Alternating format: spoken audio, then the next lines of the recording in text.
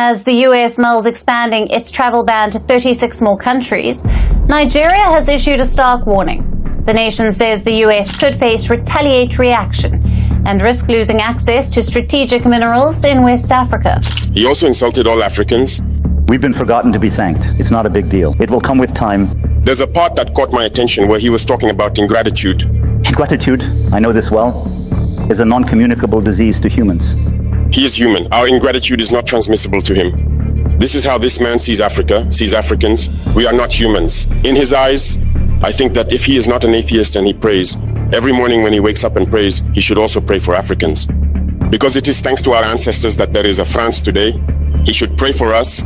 African nations just slammed the brakes on raw exports. Cobalt frozen, gold seized, cocoa contracts cut, and lithium locked inside the continent. Western markets are in panic, industries face shortages, and the old trade order is shaking.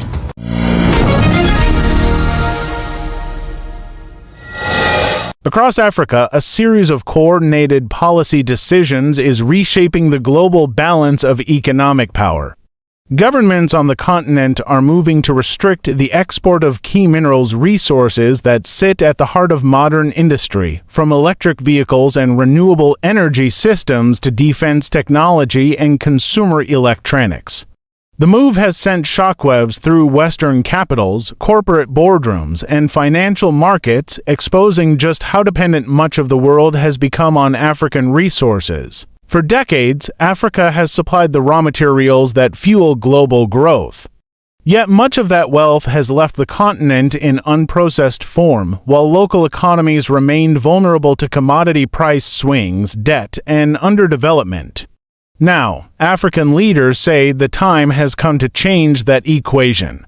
At the center of this shift are minerals such as cobalt, lithium, copper, manganese, and rare earth elements.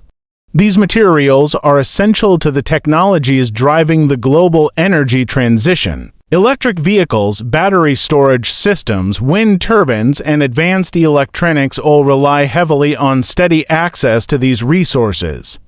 Africa holds a significant share of the world's reserves. The Democratic Republic of Congo dominates global cobalt production. Zimbabwe and Namibia sit atop vast lithium deposits. Zambia and the DRC together form one of the world's most important copper belts. South Africa controls critical platinum group metals used in fuel cells and industrial applications. Until now, much of this mineral wealth has been extracted by multinational companies, exported in raw form, and processed elsewhere, primarily in Europe, North America, and Asia. African governments are increasingly questioning why. In recent months, several countries have announced mineral export bans, processing requirements, or strategic restrictions designed to keep more value within national borders. Officials describe these measures as necessary steps toward industrialization, job creation, and economic sovereignty. The reaction from the West has been swift. Automakers, technology firms, and clean energy companies have warned of supply disruptions, rising costs, and potential delays to production targets. Shares in some electric vehicle manufacturers dipped following announcements of new restrictions, while prices for certain minerals rose sharply on global markets. Western governments have expressed concern, emphasizing the need for stable supply chains to meet climate goals. Behind closed doors, diplomats and trade officials are engaged in urgent discussions with African counterparts, seeking assurances and compromises. Yet, African leaders appear determined. They argue that the global push for green energy cannot continue to depend on extractive relationships that mirror colonial-era economic structures. If the world wants Africa's minerals, they say, it must also support Africa's development. This moment marks a broader shift in how African nations view their role in the global economy. For much of the post-independence period, many African countries relied heavily on foreign aid, loans, and export revenues from raw materials. Structural adjustment programs in the 1980s and 1990s, often guided by international financial institutions, encouraged market liberalization and reduced state control. While some reforms brought stability, critics argue they also weakened domestic industries and left economies exposed. Today's mineral policies reflect a rejection of that model. Governments are seeking to move up the value chain, processing minerals locally, developing manufacturing capacity, and using resource wealth as leverage in international negotiations. In Zimbabwe, authorities have restricted the export of raw lithium, insisting that companies invest in local processing facilities. In the Democratic Republic of Congo, officials have spoken openly about using cobalt as a strategic asset. Namibia has announced bans on exporting unprocessed critical minerals altogether. Each decision, taken individually, might seem manageable. Taken together, they represent a profound challenge to the existing global supply system. Western dependence on African minerals has grown rapidly as countries race to decarbonize. Electric vehicle adoption targets in the United States, Canada, and Europe are ambitious, requiring massive increases in battery production. Yet alternative sources of many key minerals are limited, expensive, or politically complex. Mining projects take years to develop, and environmental opposition has slowed efforts in Western countries to expand domestic extraction. This has left global markets vulnerable. Analysts say Africa's mineral bans have exposed a strategic blind spot.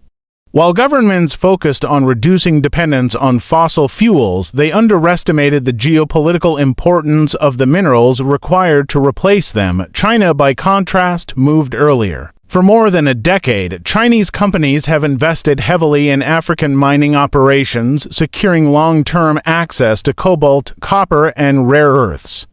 Much of the world's mineral processing capacity is now based in China, giving Beijing significant influence over global supply chains. Some Western officials now acknowledge that this imbalance complicates their response to Africa's new policies. At the same time, African leaders insist their actions are not aimed at any one country or bloc. They say mineral bans are about correcting historical imbalances, not creating new ones. Public opinion across Africa has largely supported these moves.